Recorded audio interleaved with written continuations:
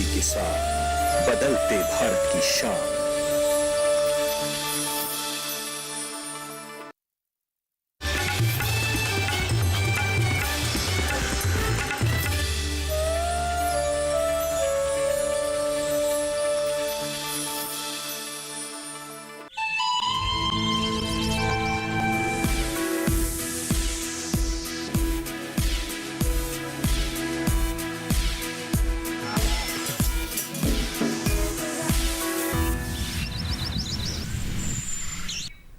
Corona 19 के कुप्रभाव को कम करती भारत सरकार में आत्मनिर्भर भारत अभियान के तहत खाद्य प्रसंस्करण उद्योग मंत्री श्रीमती हरसिमरत कौर बादल ने एक खाद्य प्रसंस्करण उद्योग की सूक्ष्म एवं मध्यम आकार की इकाइयों में जान फूंकने की समयबद्ध प्रक्रिया शुरू कर दी है। आइए देखते हैं इससे जुड़ी एक रिपोर्ट।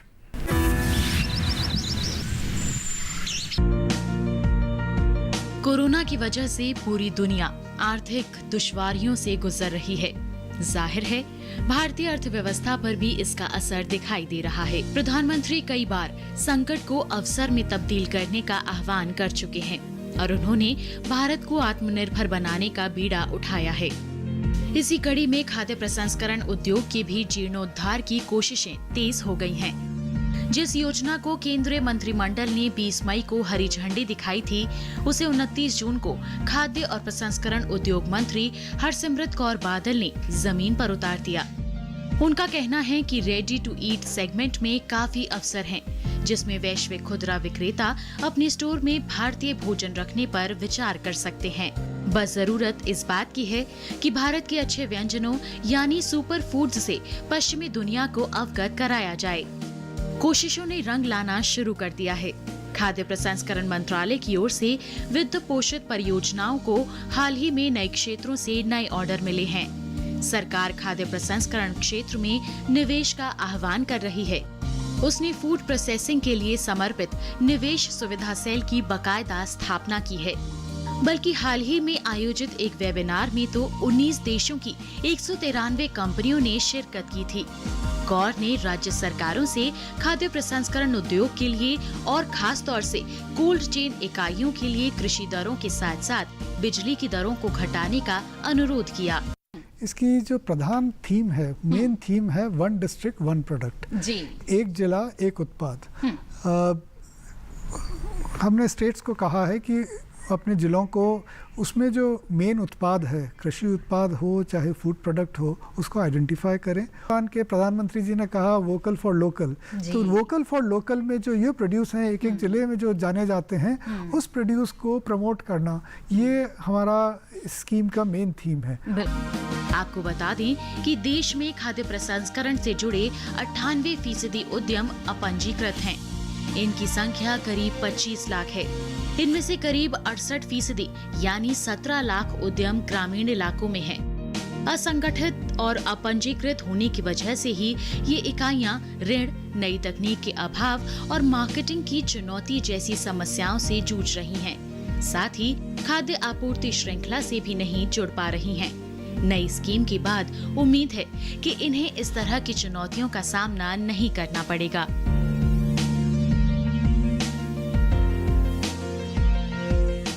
कि स्टार्टअप में जब मार्केट में लेके आएंगे वैल्यू एडिशन करके, और एक उसमें ये भी पॉसिबल है उनको होल्डिंग कैपेसिटी इसलिए बढ़ेगा क्योंकि अभी क्रेडिट इंस्टीट्यूशंस जो है माने फाइनेंशियल इंस्टीट्यूशन, उनको क्रेडिट देने में, होल्ड करने में फार्मर्स को इजी हो जाएगा।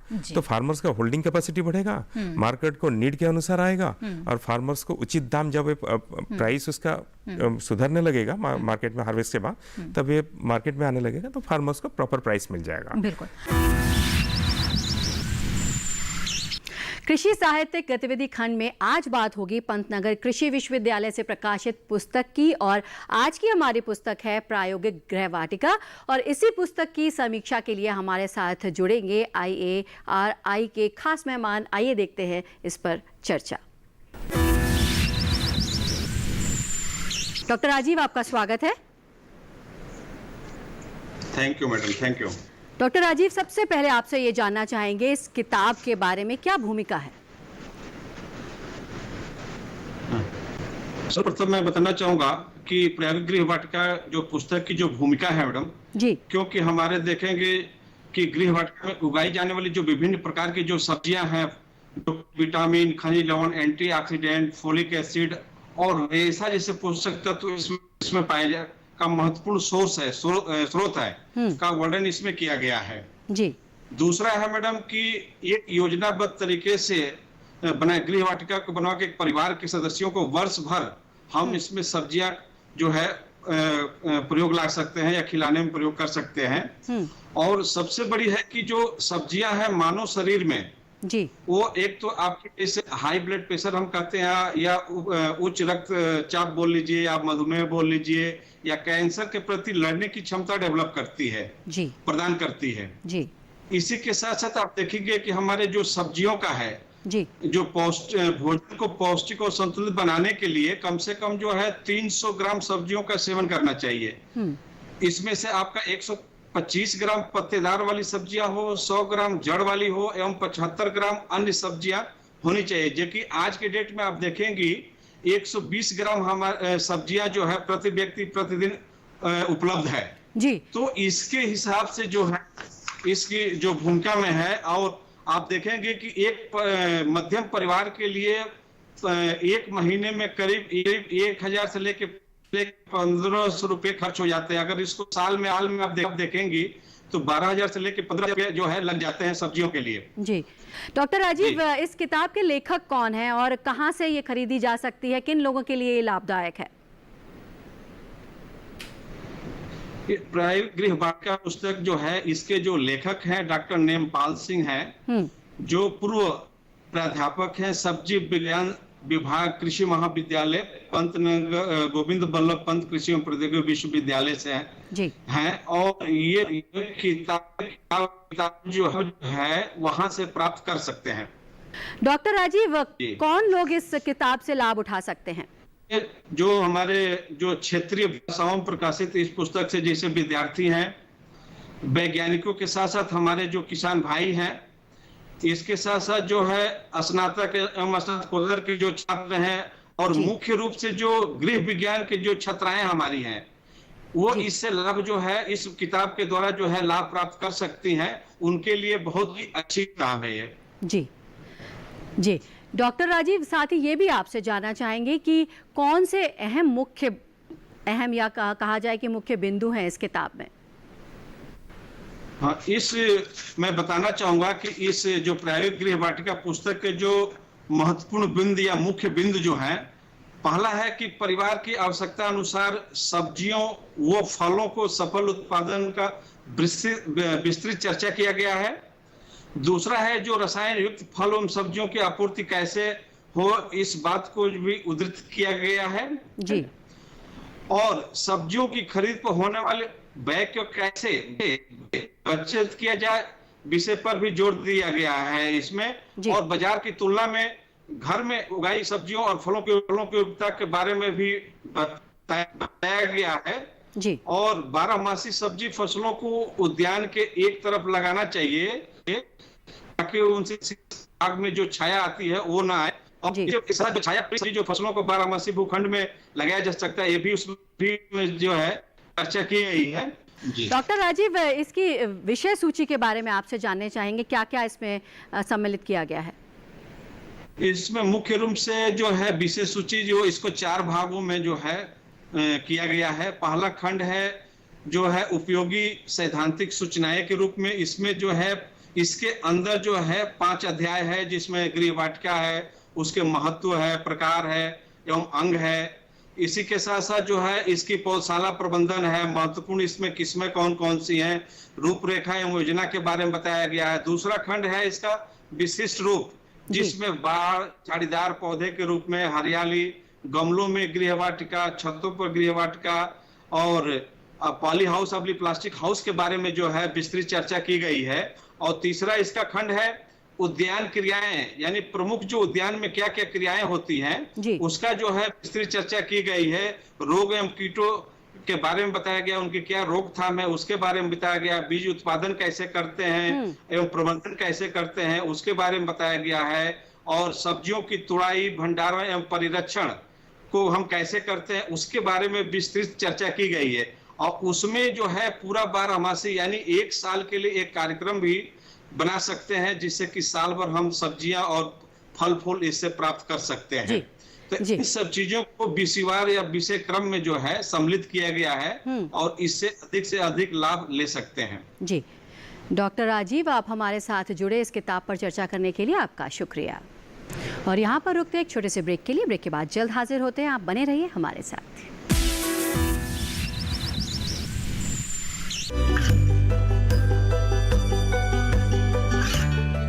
गांवों और पिछड़े क्षेत्रों में सरकारी योजनाओं की जानकारी पहुंचा। देश में कौशल और क्षमता विकास कर ग्रामीणों को सामाजिक बदलाव और विकास से जोड़ने की दूरदर्शन किसान की पहल चौपाल चर्चा देखें सोमवार से शुक्रवार सुबह 9 बजे। बीमारियों से कैसे बचेगी फसल,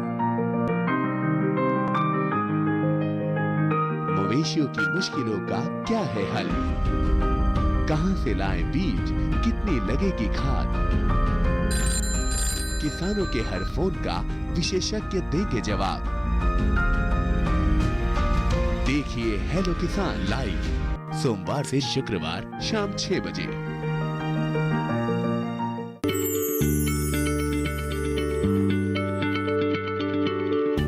क्या आप किसी बीमारी से परेशान हैं? चाहते हैं डॉक्टर की सलाह? तो हम हैं आपके साथ, बताएंगे आपको जीने की राह। समस्याएं आपकी, समाधान देश के मशहूर विशेषज्ञों के। घर बैठे बात करें देश के जाने माने डॉक्टरों से। हमारे लाइव प्रोग्राम स्वस्थ किसान में हर शनिवार शाम 6 बजे से 7 बजे तक।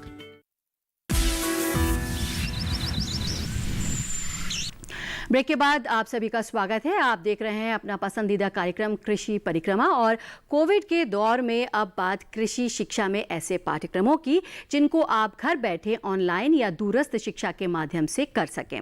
इस क्रम में आज बात होगी certificate course in food processing की, और इसे विस्तार से बताएंगे ICAR के हिंदी संपादकीय विभाग के श्री अशोक सिंह जी। तो आइए देखते हैं क्या नया है इस विषय पर। अशोक सिंह जी, स्वागत है आपका। बहुत बहुत धन्यवाद आपका। Thank you. ये अशोक सिंह जी संपादक हैं ICAR के। और अशोक जी, सबसे पहले आपसे ये जानना चाहेंगे फूड प्रोसेसिंग का क्या महत्व है, क्या इंपॉर्टेंस है भारत में अगर बात करें तो? इसको अगर मोटे तौर पर हम लोग बात करें तो सदियों से हमारी दादी अम्मा भी जो है बड़ी पापड़ अचार वगैरह बनाती रही है। तो ये जो बड़ी बड़ी पापड़ अचार जो सदियों से चलता रहा है वही आज के समय में फूड प्रोसेसिंग के नाम से जाना जाता है।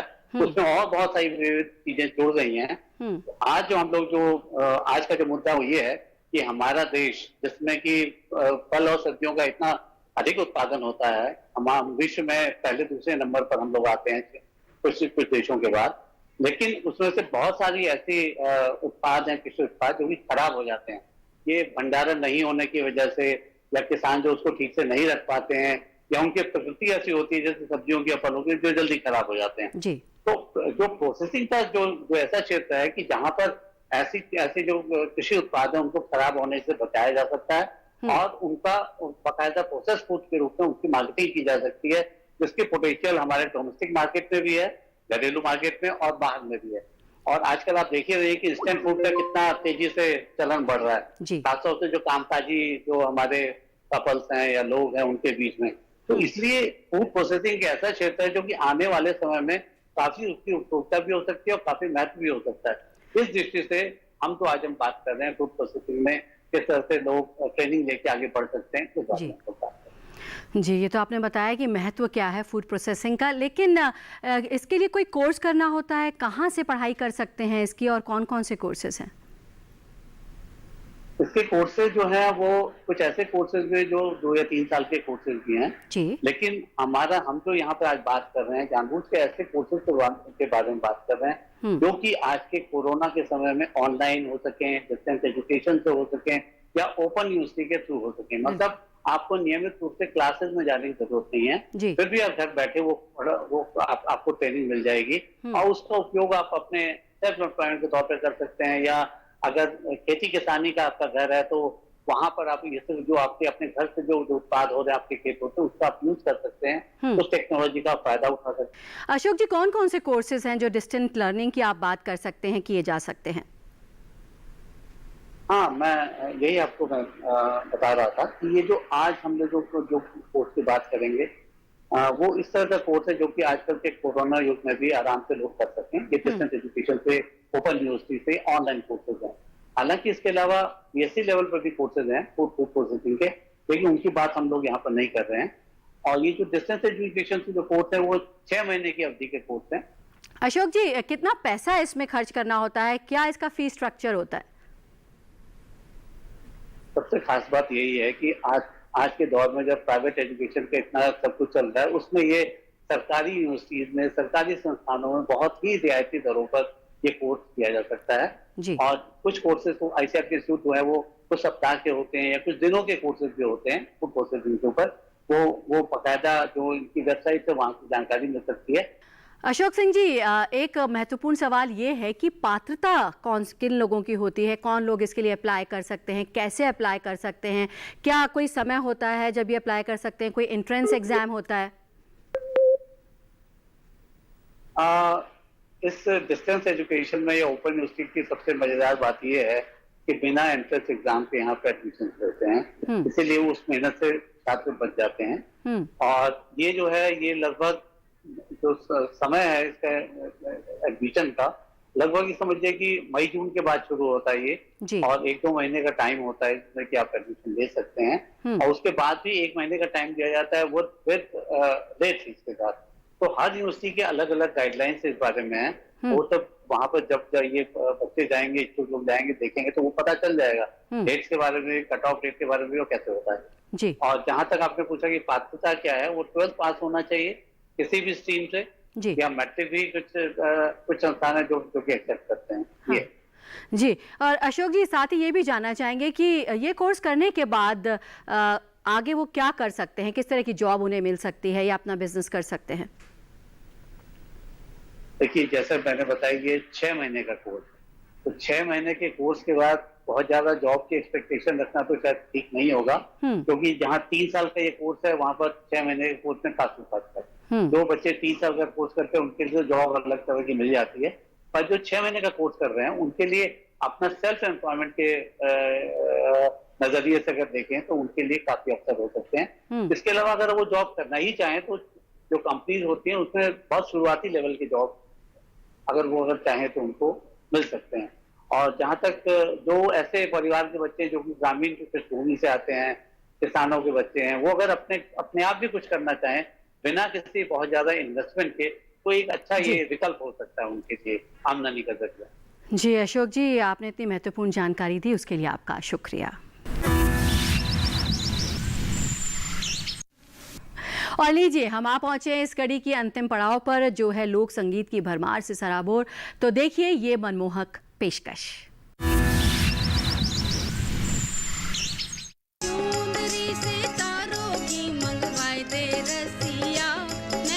झूला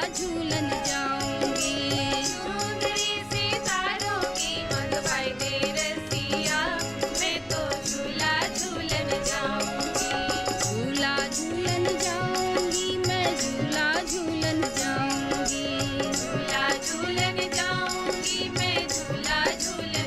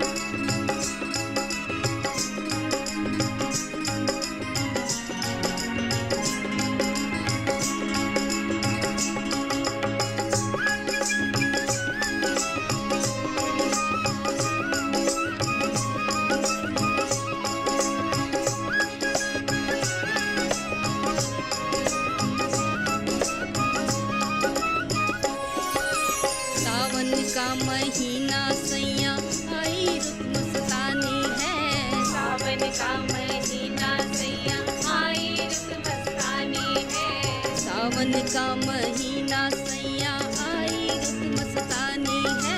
सावन का महीना सैया आई रुत मस्तानी है।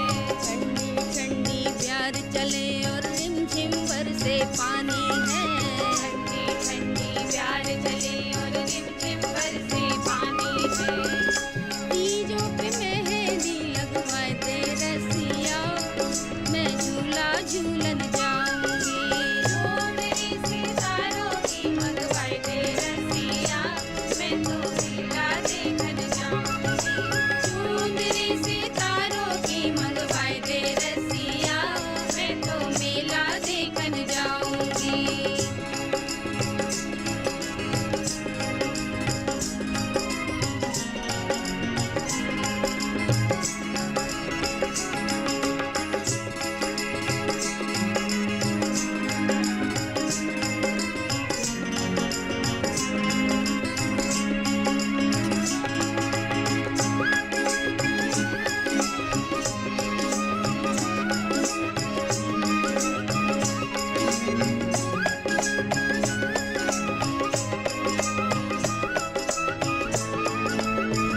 मुझे गजरा गजरा ला दे सब श्रृंगार करूंगी मैं। गजरा गजरा ला दे सब श्रृंगार करूंगी मैं। मुझे गजरा गजरा ला दे सब श्रृंगार करूंगी मैं। गजरा गजरा ला दे सब श्रृंगार करूंगी मैं। बाजनी पायलिया ला दे छम छम पाँव धरूंगी मैं। बाजनी पायलिया ला दे छम छम पाँव धरूंगी मैं। माथे पे बिंदिया लगवाए दे रसिया, मैं झूला झूलन जाऊंगी। चुनरी सितारों की मंगवाए दे रसिया, मैं तो मेला देखन जाऊंगी। चुनरी सितारों की मंगवाए दे रसिया, मैं तो मेला देखन जाऊंगी।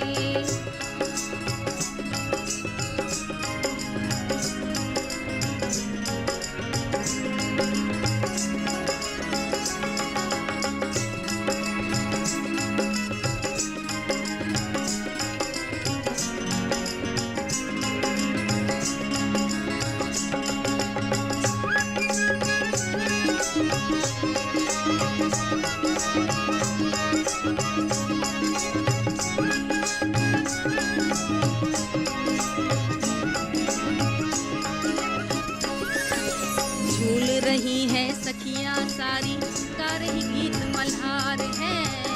रही है सखियां सारी, गा रही गीत मल्हार है। झूम रही है डारी डारी, आई अजब बहार है। रही है डारी डारी, आई अजब बहार है। सावन की आई रे बहार सजना, ये झूला झूलन जाऊंगी। चुनरी सितारों की मंगवाए दे रसिया, मैं तो मेला देखन जाऊंगी। चुनरी सितारों की मंगवाए दे रसिया, मैं तो मेला देखन जाऊंगी। चुनरी सितारों की मंगवाए दे रसिया, मैं तो मेला देखन जाऊंगी। हाँ मेला